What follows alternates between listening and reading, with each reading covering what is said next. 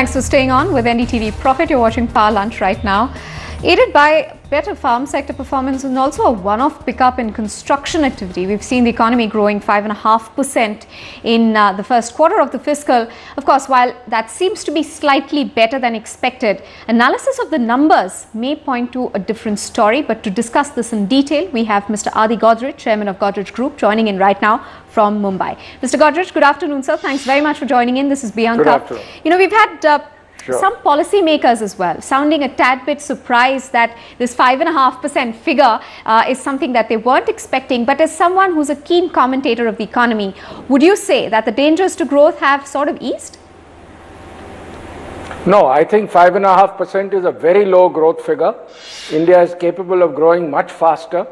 Of course, it's a little better than our growth in the January-March period, but we need to get the reform process accelerated, because I feel we could easily grow at 8 to 9% if all the reforms are put into place. The most important reform for accelerating growth, to my mind, is the goods and services tax.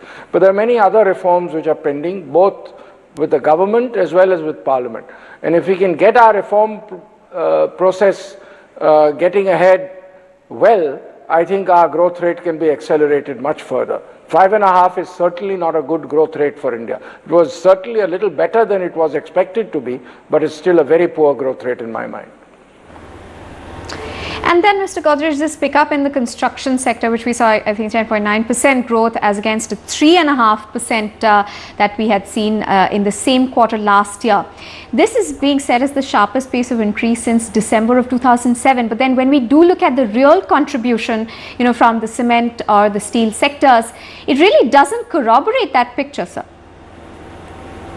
Well, construction is continuing, but to my mind, it doesn't necessarily translate into sales in the various sectors. In terms of construction, can be old projects continuing, new projects might be more difficult to come through. But on the other hand, Godrej Properties, which is our listed property arm, has been growing very strongly.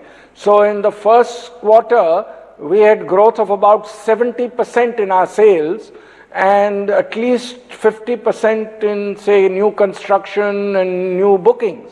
We expect to continue to grow very well, but that's mainly because we have added a lot of new projects to our portfolio. So some development companies, some real estate companies are growing very rapidly, but the sector as a whole, growth is certainly slower than it was in 2010-11.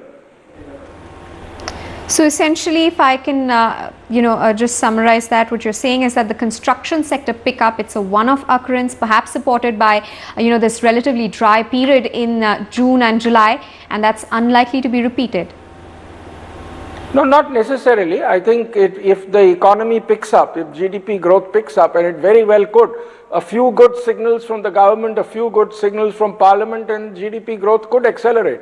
I'm very glad to see the recommendations of the GAR committee, because GAR and retrospective amendments had created a sort of a very negative perception both in India and outside.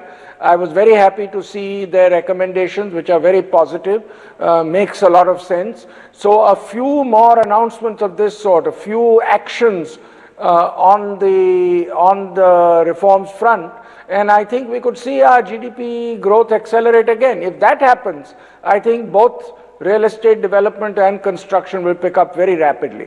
If you remember, in 2008-9, the real estate sector had slowed down very considerably in line with the global financial crisis. And then in 2009-10 and 2010-11, both the economy and the real estate sector picked up extremely well. And in the real estate space, Mr. Godrej, we've seen operating metrics on a quarter-on-quarter comparison basis. They've sort of dropped. Volumes have softened in most of the cities. You yourself are highlighting the sales volumes a couple of moments ago, sir. How do you see the picture panning out in this particular quarter and the couple of months going ahead? Well, we expect in Godrej Properties, it's very difficult for me to talk about the sector as a whole because it's difficult to follow it until we get the figures post facto. But in Godrej Properties, we expect very strong growth this year. But that's mainly because we've added a lot of new projects to our portfolio. Is liquidity tight for you, sir? And if at all it is, are you expecting that to continue a little bit more? No, liquidity is not a problem. We raised equity. We're one of the few companies in the real estate sector to raise equity, or in any sector actually. New equity raising has come down very considerably, but we raised equity in March as part of our IPP issue, which is to get the promoter holding down from the earlier 83% to 75% as required by SEBI. And in that we have been able to raise equity that has helped us improve our debt equity ratio and will allow us to grow very considerably in the future. So just a brief last question. We know that there have been some concerns that even brokerages have raised about, a price bubble in the physical markets, even though we've seen that perhaps Bangalore, Mumbai, they've done better. But do just give us a sense of, if at all, you see some sort of a bubble building in right now? No, I've seen some reports of about prices, but I don't think prices are down anywhere. In some areas, prices are in fact up, but I can give you an example. In our projects in Mumbai, especially in our Vikhroli project called Godrej Platinum, over the last 6 to 9 months, we have actually raised prices by about 20 to 25%. So prices are not coming down. They might be in some projects, some precariously positioned projects, but by and large, I don't think prices are coming down. In the national capital region, especially Gurgaon, prices are going up. Volumes are also rising quite a lot. I think there is a feeling that since demand has slowed down a little bit, prices would come down. But because costs are rising quite a lot, I don't expect prices in real estate will come down at all. Mr. Godrej, that was very insightful. Thank you very much for taking time out and speaking to NDTV Profit and to our viewers. I'm afraid I'm completely out of time here on Power Lunch, so I'm wrapping out this edition. But do stay tuned to NDTV Profit. The news and updates continue here. Coming up next is breaking news with Nikhil.